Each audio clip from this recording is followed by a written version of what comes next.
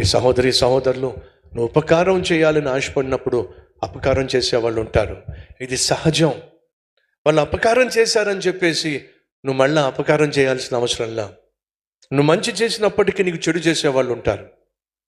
నువ్వు ప్రేమించినప్పటికీ ఆ ప్రేమను అపార్థం చేసుకునే వాళ్ళు ఉంటారు. అలాంటి సమాజంలో మనం ఉంటున్నాం. దావీదు తిరిగి అపకారం చేయలా. కానీ ఆ తర్వాత జరిగింది ఏంటి తెలుసా?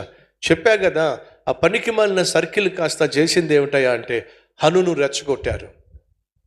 నీ మీదకి దాడికి వచ్చేస్తాడో, నిన్ను నీ రాజ్యాన్ని ఎత్తుకెళ్ళిపోతాడో, తగిన జాగ్రత్తలు తీసుకో అని చెప్పేసి అనవసరంగా పనికి మాలిన సర్కిల్ కాస్త ప్రేమను పంచడానికి వచ్చినటువంటి దావీదుకు వ్యతిరేకంగా మాట్లాడి, ఉపకారం చూపడానికి వచ్చినటువంటి దావీదుకు వ్యతిరేకంగా మాట్లాడి, ఆఖరికి దావీదు మీదకి యుద్ధానికి వచ్చేసారండి.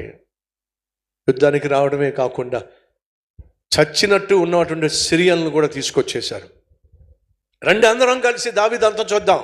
ఎందుకండి దావీదు అంతం చూడాల్సిన అవసరం ఏముంది? దావీదు మేలు చేశాడే. మేలు చేయడానికి మనుషులను పంపిస్తే దావీదును చంపాలని ఆశపడడం దేనికి?